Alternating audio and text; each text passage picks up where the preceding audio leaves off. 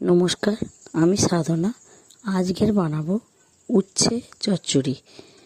উচ্ছে চচ্চড়ি তো অনেকভাবেই খাওয়া যায়, কিন্তু আমার মতন এইভাবে একবার উচ্ছে চচ্চড়ি বানিয়ে খেয়ে দেখুন।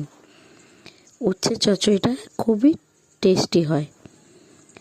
প্রথমেই লাল শাকের ডাঁটিগুলোকে লম্বা লম্বা করে কেটে নিয়েছি, আর নিয়েছি কিছুটা ছিমটাও সরু সরু করে কেটে নিয়েছি।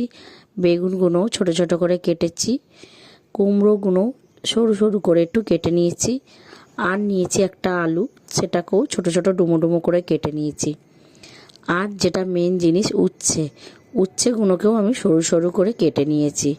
প্রথমেই গ্যাসে কড়া বসিয়ে দিয়ে একটু সাদা তেল দিয়েছি, দিয়ে কিছুটা বড়ি একটু লাল লাল করে ভেজে তুলে নেব। বড়িগুলোকে তুলে নিয়ে ওই কড়ার মধ্যেই আবার সামান্য তেল দিয়ে একটা তেজপাতা আর একটু পাঁচফোড়ন দিয়ে দেবো। দিয়ে ফোড়নটাকে একটু নেড়ে চেড়ে নিয়ে উচ্ছেগুলোকে দিয়ে দেবো। উচ্ছেটা একটু লাল লাল করে একটু ভেজে নেব। ভেজে নিয়ে এবার সব রকম সবজিগুলোকে আমি দিয়ে দেবো।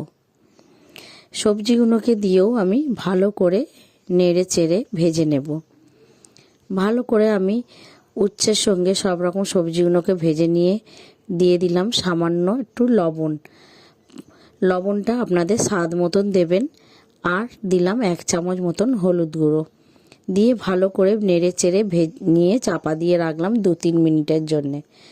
ঢাকা খুলে আবারও নেড়ে দেবো। নেড়ে চেড়ে ভালোভাবে ভেজে নিলাম। নিয়ে দিলাম সামান্য একটু লঙ্কার গুঁড়ো আর দিলাম একটু জিরের গুঁড়ো দিয়ে ভালো করে নেড়ে চেড়ে নেব। আর দিলাম এর মধ্যে একটা টমেটো কুচিটাকে দিয়েও ভালো করে নেড়ে চেড়ে চাপা দিয়ে রাখবো। এবার চাপাটা খুলে আবারও ভালো করে নেড়ে চেড়ে নেব। নেড়ে চেড়ে নিয়ে ভালো করে ভেজে নেব। ভালো মতন সবজিগুলো আমার গলে গেছে, চাপা দিয়ে ভাজার কারণে সব গলে গেছে। এবার এর মধ্যে সেই ভেজে রাখা বড়িগুলোকেও দিয়ে দেবো।